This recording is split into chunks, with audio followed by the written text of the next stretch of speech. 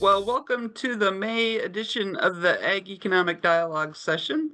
We've got two great presentations for you today. We're going to look a little bit about the trade and tariff situation with Dr. Evert Van Der Sluis, and Laura Edwards, the state climatologist, is going to give us a little bit of a weather forecast. I know that we're pretty thankful here in my area today that we have gotten a little bit of rain with the forecast for a couple more days of chances. So not doing too bad since we predominantly have most of the corn and soybeans, I would say, are in the ground here in McCook County. So kind of excited to see that. If you want to share what's going on in your neck of the woods in the chat box, that would be great. We'll just kind of see what's going on around the state and where you guys are. But with that, Everett, I think I will turn it over to you and let you kind of introduce yourself if you want them to know more about you and what you do in the Nest School there. And we'll kick it off and take it away. Sounds good. Good morning, everyone.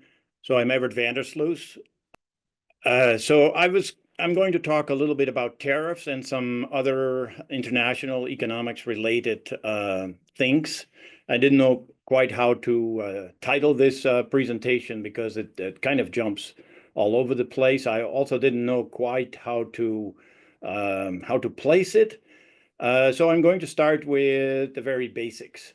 To ask what is a tariff. So everybody knows, I think, a tariff is a tax on imported goods or services, and there are different types of tariffs. Two different types, basically. One is called a specific one. That means it's a fixed amount expressed in dollars, and then the most common one that you hear about in the news is what's called an ad valorem tariff. So that has the word value in it, and so it's calculated as a percentage of the value of the product. And then you can have a combination, and that's called a compound tariff. So tariffs, as I think most people would know, are implemented or imposed at the port of entry, and they're levied on the importer. And then from there on it gets a little bit complicated as to how these higher prices get passed on to the consumer, or if at all. Generally, so exporters, they could reduce their prices, basically to come to some sort of an agreement with the importer and say, well, we'll still sell you product, but we're willing to lower the price. So that's up for negotiation, and obviously, a good business person isn't going to do that very easily. So for the most part, these tariffs get passed on to whoever the buyer of the product is, and that could be the final product or it could be intermediate goods. And then the Department of Revenue collects the tariff revenues, and I've been teaching international economics for many years, and I always, the basic textbook purpose of a tariff would be twofold. One would be to, obviously protect the domestic industry, and the other one would be to raise government revenue. The raising government revenue used to be a big deal before 1913, before we had an income tax, and it was a major source of revenue for the government, and it still is for many other countries, but it tends to be countries that don't have a well-developed system of collecting government revenues. So it's an easy way to collect tariffs as products get into a country, and that tax collection system then provides, the revenue provides services, et cetera, that the government chooses to that a government would choose to provide. So then recently we've had this convoluted, all these different reasons that are given in the news as to why we would want to import tariffs. So basically to strong arm trading partners to extract basically concessions from them. And so that has been used, so that tariffs have been used in that way. Of course, nobody wants to be strong-armed, and so that could face backlash. The other stated goals are to try and re-industrialize the United States, and with that would come trying to return manufacturing to the country. Ironically, manufacturing in recent times has actually increased, but it doesn't necessarily mean that employment in manufacturing is increasing. And then what you hear in the news a lot is about that another goal would be to try to fix trade deficits. And those you can divide into two parts. One is to talk about bilateral trade deficits. So those are the trade deficit that we might have with one other country. And then as opposed to the overall trade deficit. So that's the combination of all the trade deficits, the trade balances that we have with all our trading partners. And I'm gonna talk about each one of these. The other arguments that are traditional are like national security. So if Taiwan makes all the chips in the world, and China attacks Taiwan, and we need chips for our defense purposes, then we wouldn't have access to those chips. It's that type of thing. We hear another argument is to do something against illegal drugs that are coming into the United States from either Mexico or supposedly even Canada.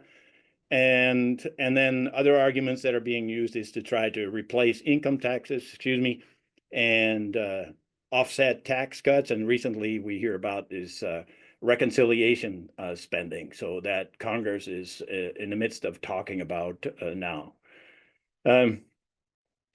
More basics is, why do countries trade in the first place? Well, and one thing to recognize is that they do it voluntarily. So there's got to be an advantage. There's something in it for both parties if they engage in trade. So most of trade is based on some form of what's called comparative advantage, and so this is very fundamental to trade. Many people confuse this with absolute advantage. And an absolute advantage is simply synonymous with efficiency. And even many economists, sometimes you listen to the news and you hear economists talk about comparative advantage, and they give an example, but the examples are often the absolute advantage. And that's simply based on efficiency, and that's the Canadian wheat and Nicaraguan banana story. That it would be difficult for Nicaragua to produce wheat, difficult for Canada to produce bananas, and so they each specialize. And but comparative advantage is a little bit trickier. That simply has to do with opportunity costs. That's asking the question. The old example is if I'm a brain surgeon. And I'm much better at doing brain surgery than anybody else, but I'm also much better at doing administrative work. Does it make sense for the brain surgeon to do his own or her administrative work? And the obvious answer would be no, because the brain surgeon would be able to save a lot more lives and do a lot more good things by just focusing and specializing on brain surgery, and hire somebody else to do the administrative work for the person. And comparative advantage is just like that all countries would have a comparative advantage. They may not necessarily be the most efficient at producing certain goods or services, but they would have a comparative advantage in something. So it's a little trickier to really try to grasp that. So it's important for countries to put their resources to the best use, and so to achieve the greatest output. And it so happens, that the U.S. has a trade deficits in goods, but what's often forgotten is that we have a large surplus in services. So that's the software, movies from Hollywood, and those type of things. It just so happens that the services surplus is not sufficient to offset these higher goods trade deficits. And then, of course, all of this is happening in an economy. Over time, we have seen moving away from manufacturing-based economy to a more service-oriented economy.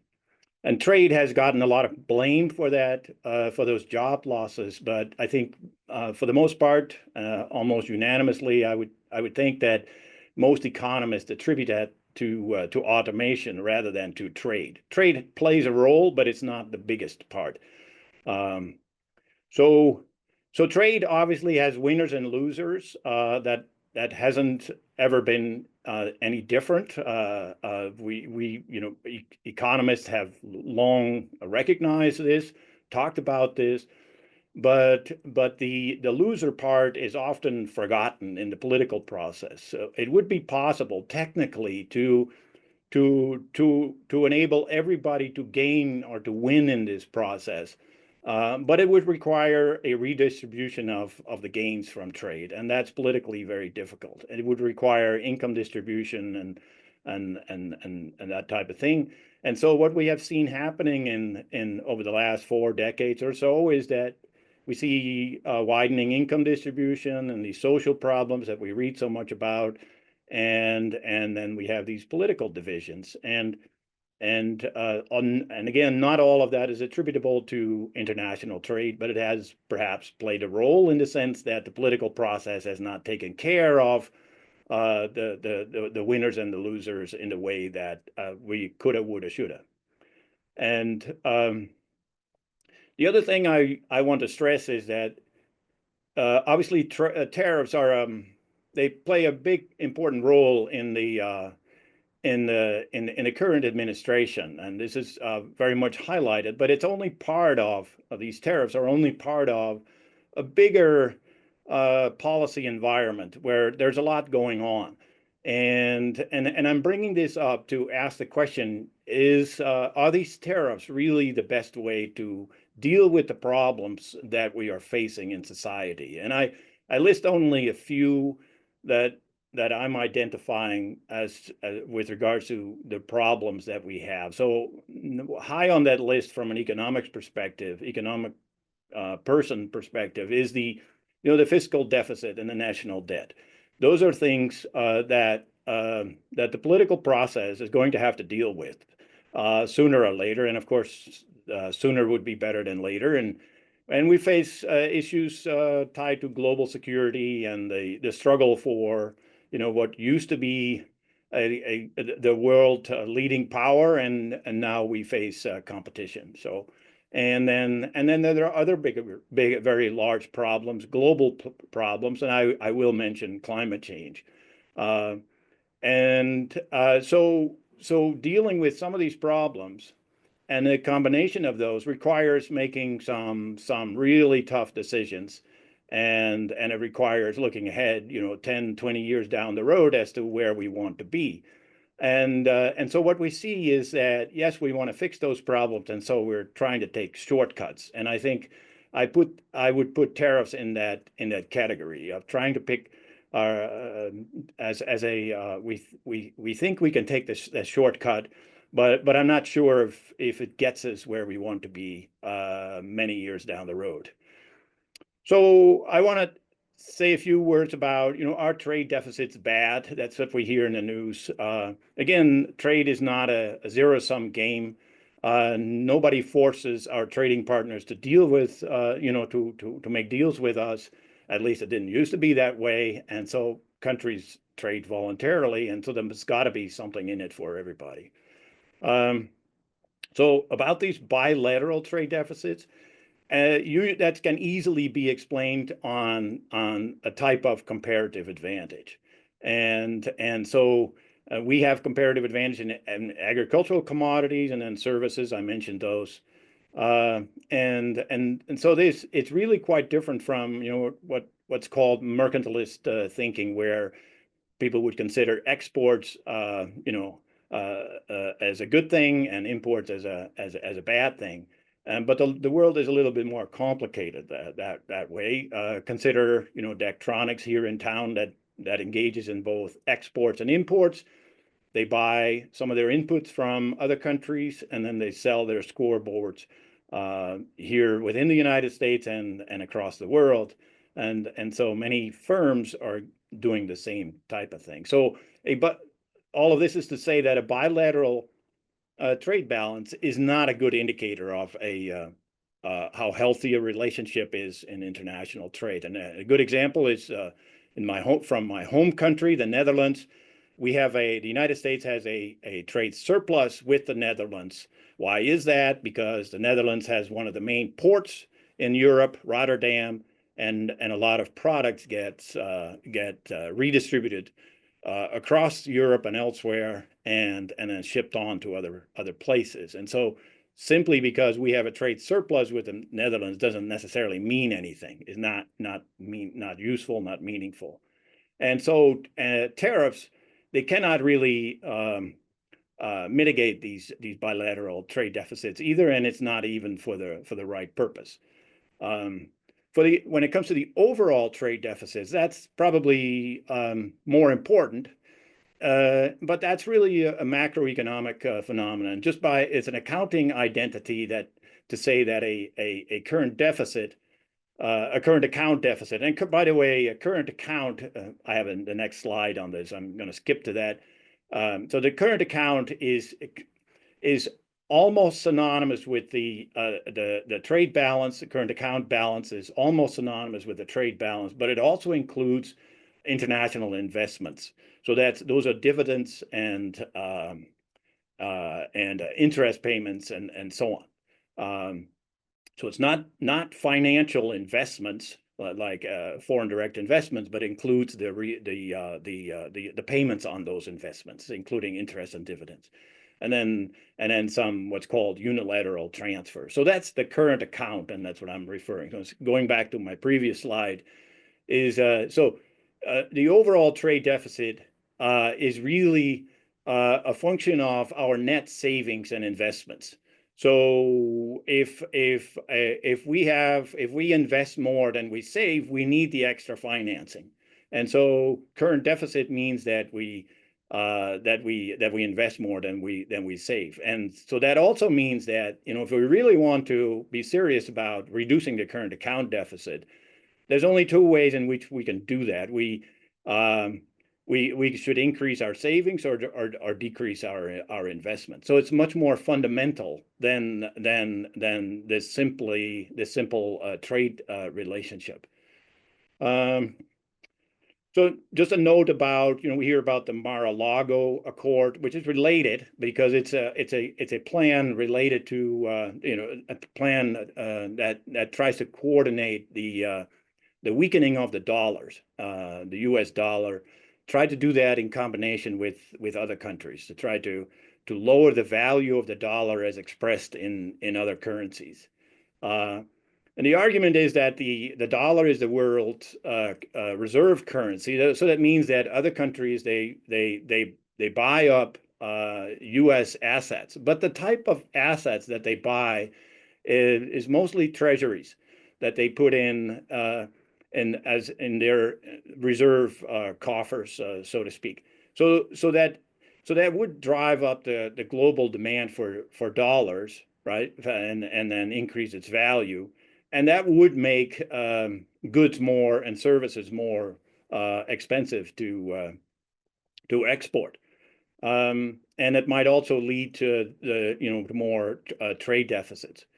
But it's important to recognize that the trade deficit, or more broadly, the current account is affected by lots of different factors, not just by the exchange rate, and also it mainly has to do with those savings and investments, but it also is a function of the strength of the U.S. economy. In recent years, since COVID, the U.S. economy has been quite strong and very stable, which has drawn a lot of investments from abroad. So it's a little bit more tricky than simply to say that the current account deficit or the trade deficit is a direct function of the value of the dollar. It's more complicated than that. So if related to that then is the fiscal deficit, and if we would try to fix our fiscal deficits, that would probably go a long way toward narrowing the current account deficit. And then, of course, we need Congress to pass responsible tax and spending bills, and that hasn't been happening lately. And then the other thing, the tricky thing about this is if we want to weaken the dollar, that eventually might destroy the confidence in the dollar. Here's some a quick history. We hear we hear about the Smoot-Hawley Tariff Act. So that was passed in 1930.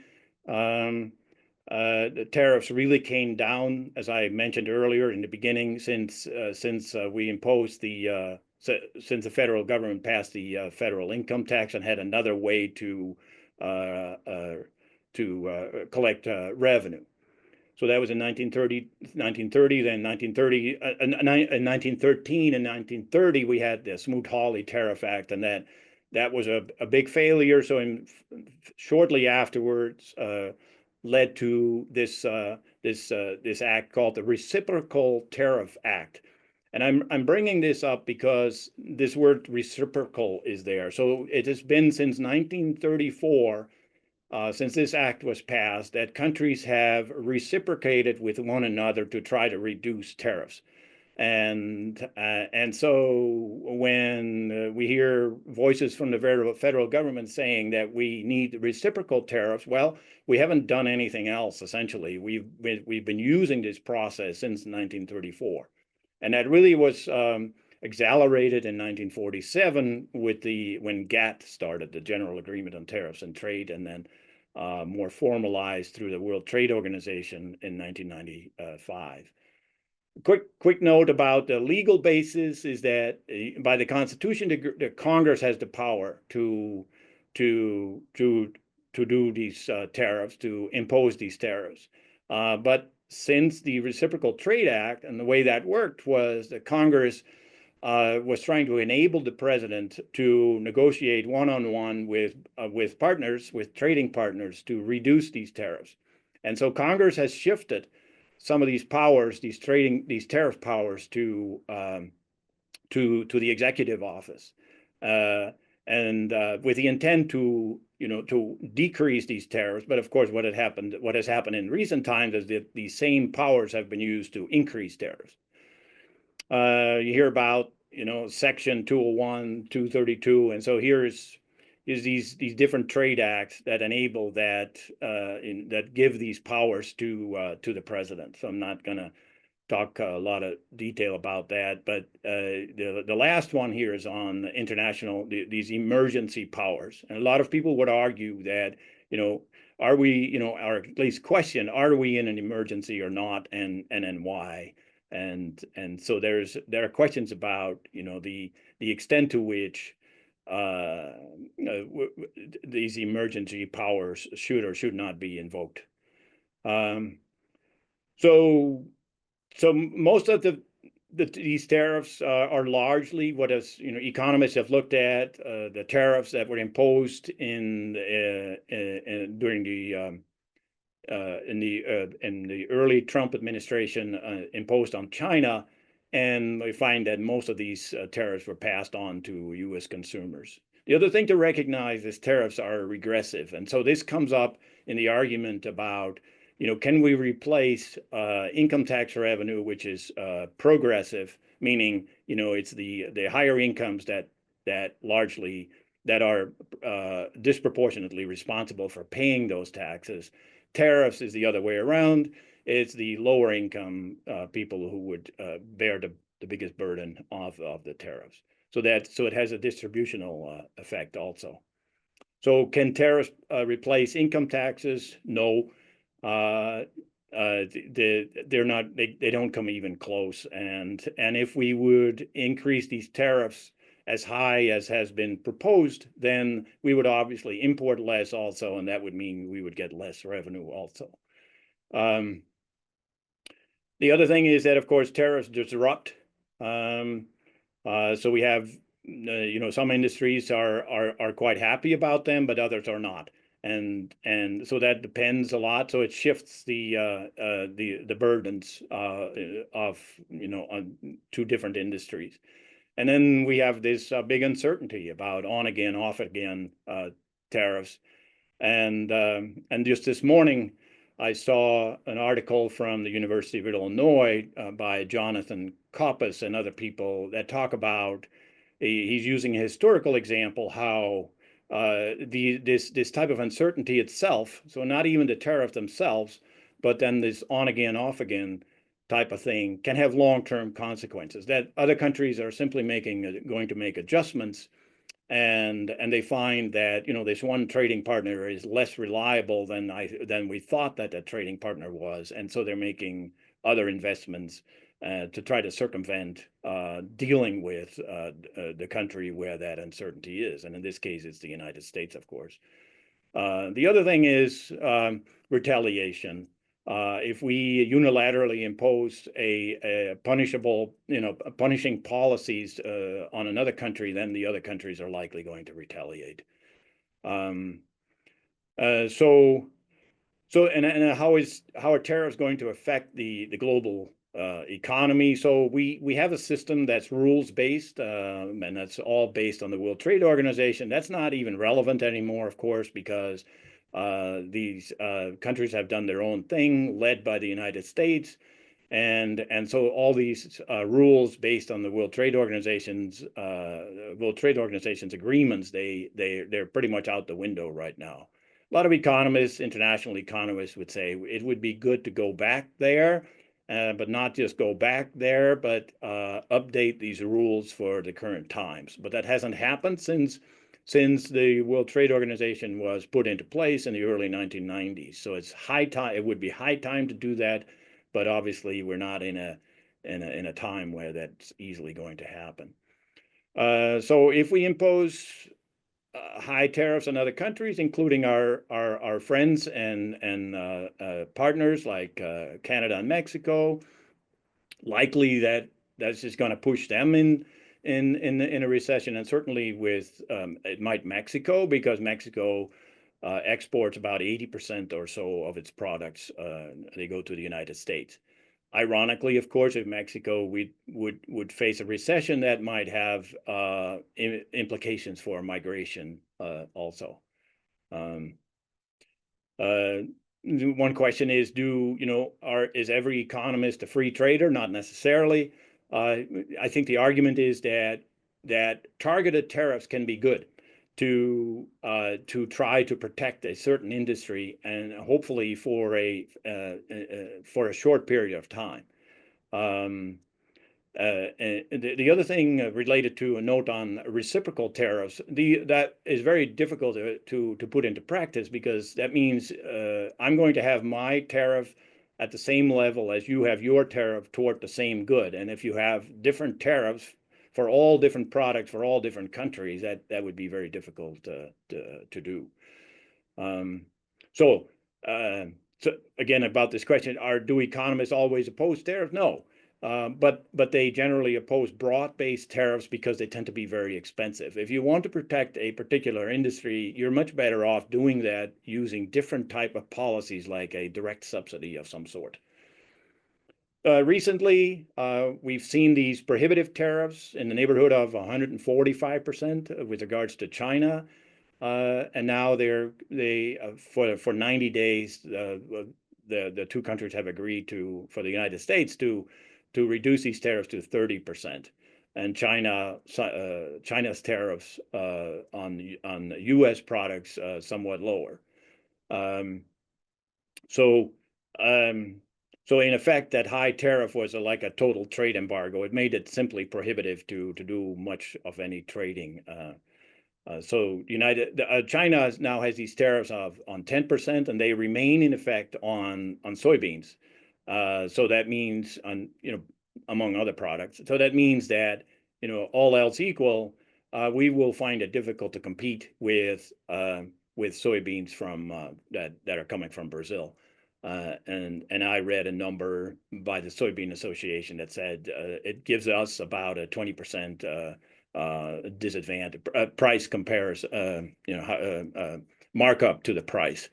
So the 10% tariff that China imposes results in about a 20% price difference. And so the Chinese are very likely going to source most of their soybeans from other places other than the United States. Um, um, so the thing is to keep in mind. Okay, now we talk about we move these tariffs from very high levels, 145% to now 30%. Now that sounds like a good deal, but it really isn't. Considering that before the beginning of the year, tariffs were in the neighborhood of 3%, right? So even a 10% tariff is very, very high. So it's important to put that in context. Um, so we have backed down from these prohibitively high tariffs, but where all of this is going to go, we're not sure. Uh, um, and we can all guess as to why the United States retreated, and there might be different reasons for that. And I'm listing a few here. One of them is that economists have been warning about the danger of recession and stagflation, meaning slow growth and possibly inflation.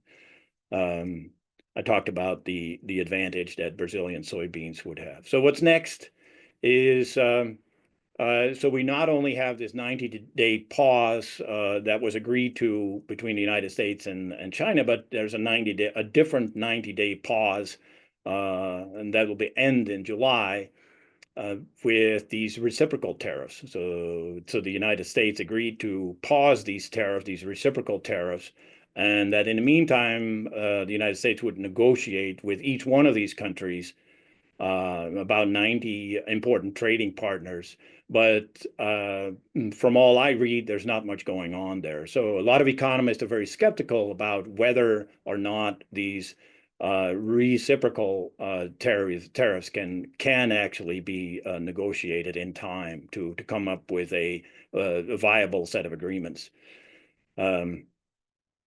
So these prohibitive tariffs against China are paused but not canceled, and who knows what's going to happen in 90 days. So that uncertainty remains, and I would stress that is not just a matter of if the administration decides to do away with these tariffs, then everything is going to be fine. It is likely going to have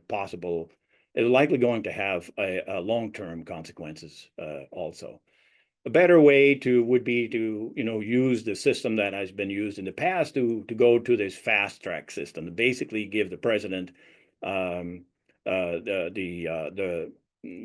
legal power to negotiate trade agreements with other countries.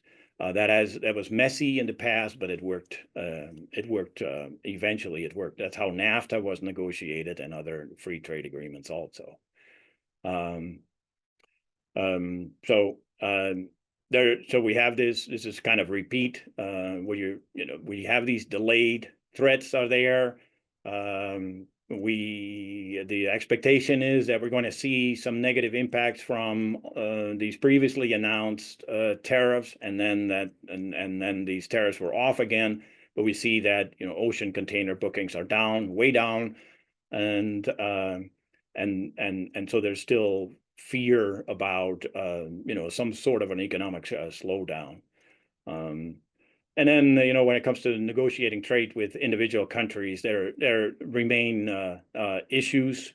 The style of negotiation between one country versus the other could be very different. Like in the case of China versus the United States, it's more of a top down versus bottom up style of negotiation. We could talk more about that. And then pressuring the Europeans to get rid of their value added tax is not gonna happen, and they're not going to get rid of their agricultural subsidies either.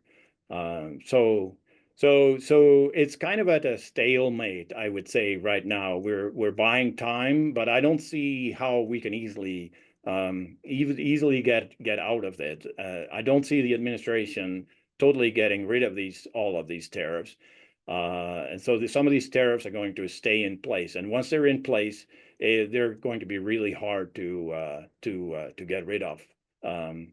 Is my projection it's worth. So that's about what I have. Are there any questions?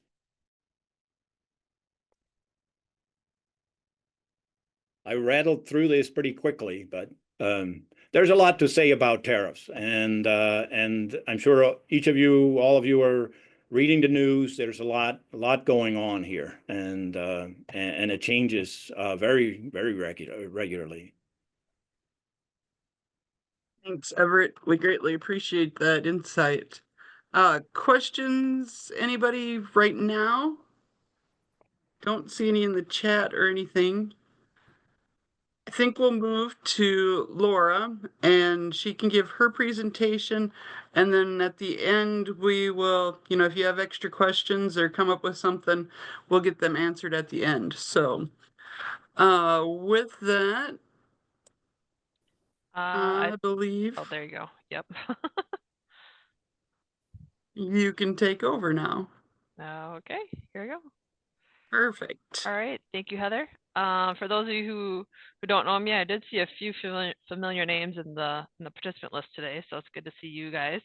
I'm the state climatologist with SDSU Extension, based out of Aberdeen at the Regional Extension Center. We live just northeast of town on the farm, so I get to see a little bit of the countryside now and again. So first of all, this is not from today, but just like to show pretty pictures sometimes of beautiful. This is actually a double rainbow. It's kind of hard to see off to the right over the Aberdeen airport. About 2 weeks ago. So I'm hoping with some of these rains that some people are seeing some good rainbows. We've had some really nice skies lately. And as Heather said, we've had some rain recently, but so far drought has been the story of this growing season all the way back since summer of last year. And even before that, the few years before that, we've ebbed and flowed in drought situation with multiple La Nina years in a row, which often brings drought in the summertime. But last year, we were just getting into re-emerging drought conditions later May, June, I'll say, kind of starting in the southwest, western side of the state last year. But now we have quite a number of areas in the western Corn Belt, northern plains, however you want to call it, that are in some even extreme drought, severe to extreme drought category on the drought monitor map. This was updated yesterday morning. And for those of you who don't know, it is released every Thursday morning.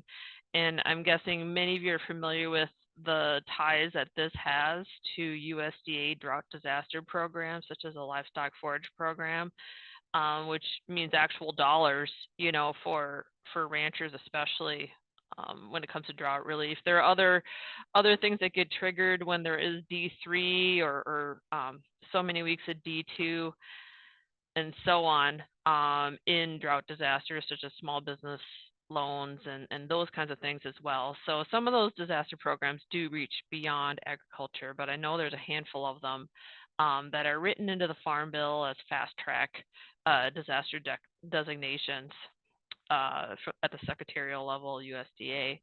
And I understand that they're renegotiating the Farm Bill, and some of those criteria for these triggers using the drought monitor are being discussed. I believe Senator Thune did propose some language to kind of change those thresholds of how many weeks and what categories, those kinds of things. So that's some legislation to watch if you're interested in the drought monitor and how it triggers different drought disaster programs in USDA. Just to zoom into South Dakota here, currently we have about 58% of the state in some level of drought. That's D1 or moderate drought in that tan color. So the tan, orange, and red colors are what we would classify as drought. The D0, the yellow color, is called abnormally dry. And that can reflect just kind of dry conditions, maybe not a lot of impacts. Sometimes it is used to indicate an area potentially going into or coming out of drought. In this case, these areas were improved, and I'll show that to you in the next slide. But this can change week to week, and so certainly looking at the precipitation patterns just over the last couple of days, I wouldn't be surprised to see some changes in the drought monitor going into next week.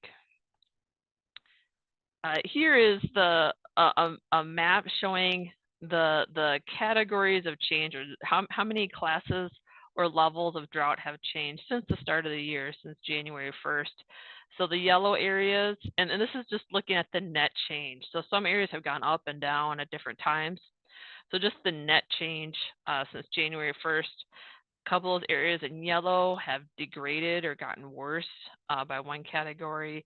The gray areas have no net change, basically same as they were at the beginning of the year. And then you see some different shades of green from 1 to 3 categories or classes of improvement. 3 categories up there in Harding County in the far northwestern side of the state is one area where we've seen some really great improvements really just quite recently.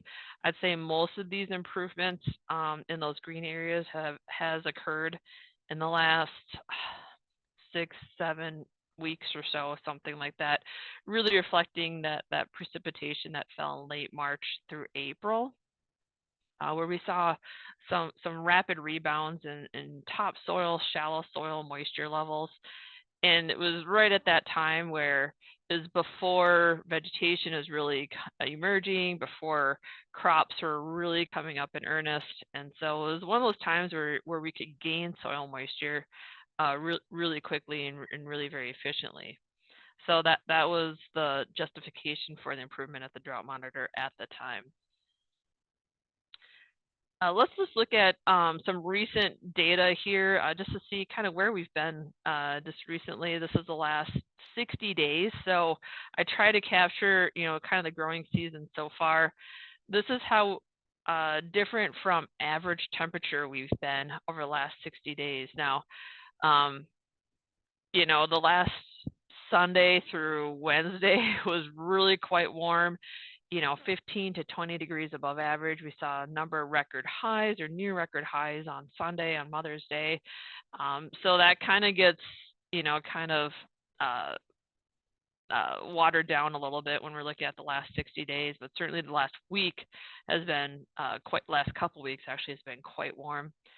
But really pretty much the story here is almost everywhere across the state has been near to above average for temperature for the last 2 months or so to start the growing season, which I think has helped to get fields ready and allow for very rapid planting conditions. I know up here in Brown County and around the surrounding area, a lot of farmers basically got their corn and soybeans done this week, which is really fast for this part of the state. And I know Heather alluded to down in southeast, McCook County, a lot of guys are done down there too. So it's really, really quite rapid time to get the corn and soybeans in for our part of the state. I wanted to show this just looking at the current forecast for the next weekend. So looking at when is our typical last frost date of 32 degrees. And you can see the colors here in the southeastern corner of the state. Typically, it's the end of April, first couple days of May. As you go further west, you do get into that mid-May period when you look far west. The Black Hills are one of those areas in Taurus for getting those colder temperatures later in the spring, as you can see in that darker green color. But here we are on May 16th.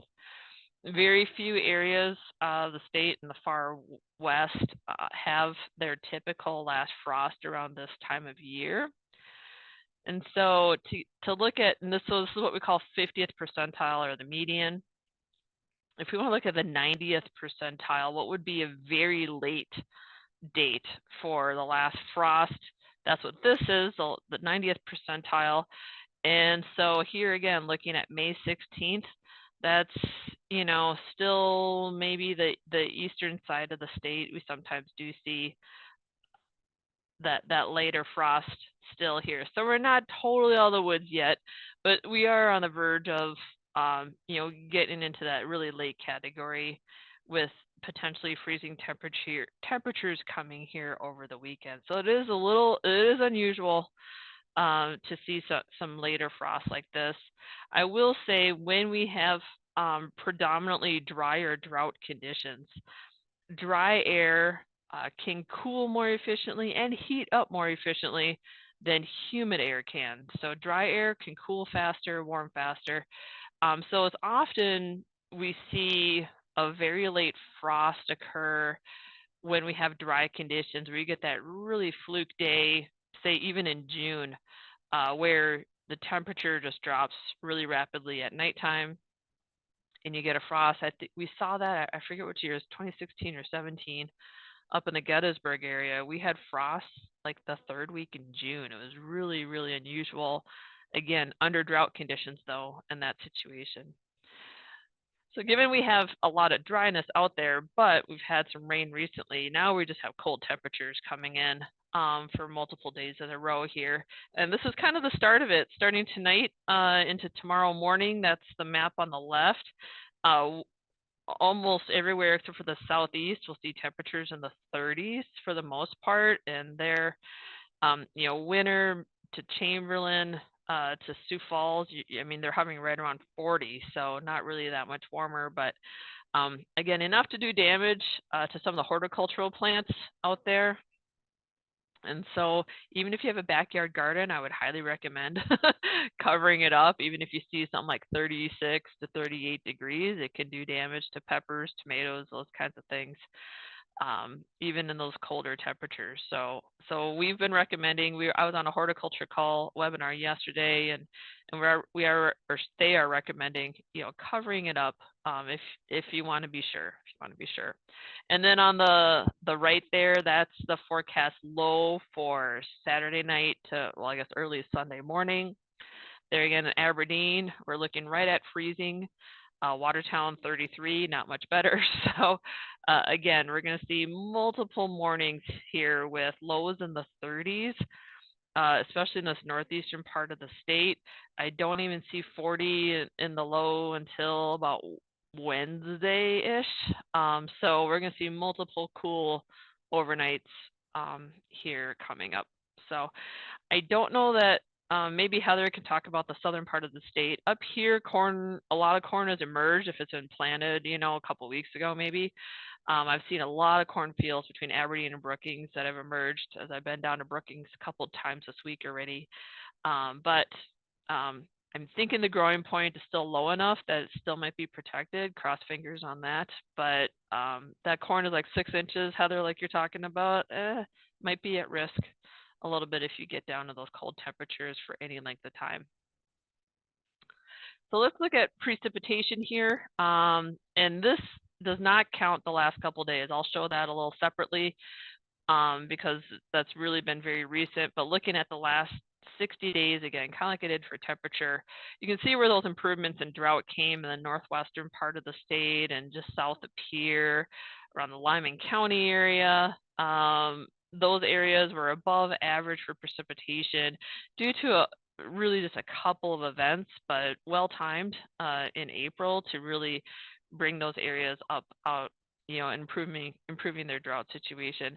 But we still have a lot of areas, particularly the southwest, that is just continuing to struggle, just cannot catch a rain any which way they try.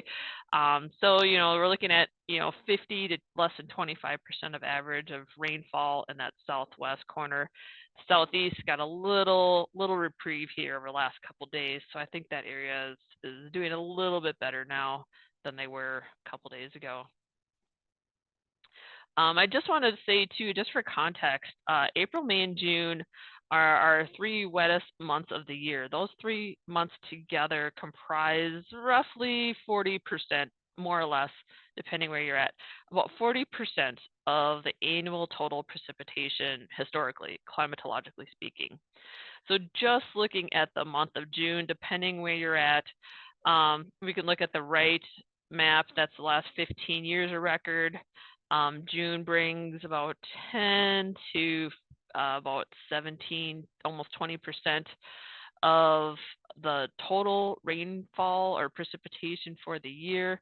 If we look back to include the whole period, our whole climate period record of 128 years, that's the map on the left, you see something in the 14 to 20% range, depending where you are, just in the month of June. So we could still make up some time. We've had some warm temperatures, though, that can increase evaporation, increase water loss, get things growing quicker by accumulating those growing degree days, so things are growing faster if they have the sufficient moisture. But anyways, just to say that May, June are really still important. Typically, we see about an inch of rain a week, 3/4 inch of rain a week this time of year through June. Wanted to share the South Dakota Mesonet with you if you haven't seen it or haven't seen it lately. This is the website there if you want to visit that sometime soon, mesonet.sdstate.edu. It's basically a network of weather stations across South Dakota that's managed and run by the South Dakota State University in the Ag Engineering Department.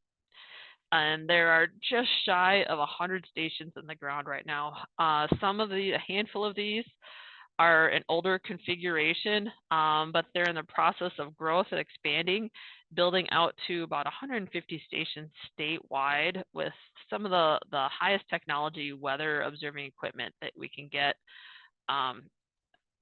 around this time.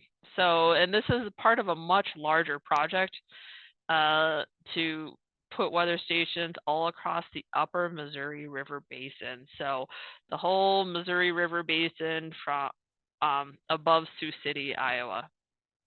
So obviously that covers almost all of South Dakota except for the far northeastern corner, and a good chunk of North Dakota, Montana, parts of Wyoming, and northern Nebraska as well. So by the time all these stations are in the ground, almost everybody in the state will be within basically 20-25 miles of a weather station by the time this network is done.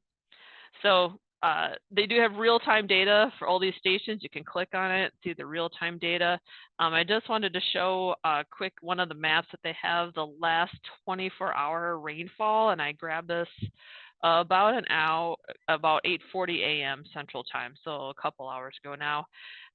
Just to see kind of where we were at, and you could see who got rain and who didn't. Up in the north central, again, they were kind of the winners. Some of those stations had 3 inches from the 24 hours up to yesterday morning, so they're pushing 5 inches or so or more, I would say, in some of those areas in Corson, Dewey County, in that area. The Southwest, though, really struggled, did not catch much the last 2 days. Same in the Black Hills region, just really did not catch much the last 2 days. But this is just an example, one of the things you can see on the Mesonet, in addition to going to the local stations, seeing the local weather conditions. I will mention they are looking for a number of station hosts, someone who's willing to host one of these weather stations on their property. It takes about 1 acre of land. If it's in a pasture, you can graze right up to the fence that surrounds the weather station. But they really prefer to be a little further away if it's cropland, if it's corn, soybeans, what have you, just to allow a little buffer there for their wind and snow catch and those kinds of things. But each one of those little color polygons is an area. So if you, a client, a friend, a neighbor, someone you know is interested in hosting a weather station, there's no cost to the landowner. They don't need power. It's all solar powered, cell phone communication. So there's no wiring needed or ditching for that kind of purpose.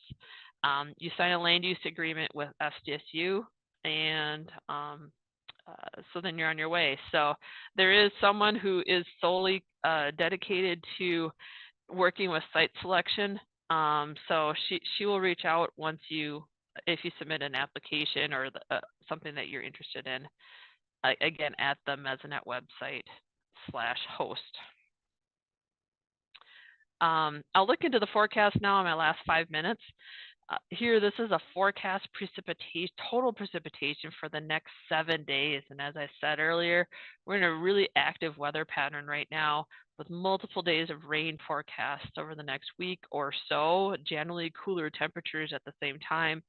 And, looking at those purple colors, that line between the blues and the purples, that's about 1.5 inches or more in the middle.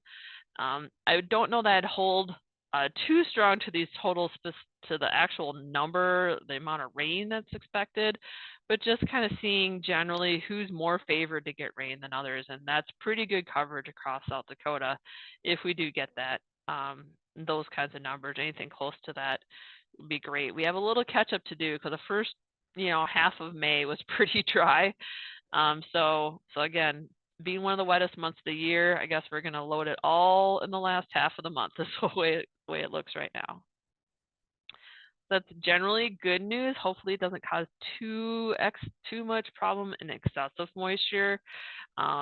We could see some ponding, some runoff and that kind of thing, but I don't think it'll be really, really long duration, as we're seeing that rain really kind of scatter over multiple days. You're looking at the outlook now for the next 6 to 10 days. So basically week to week and a half, something like that.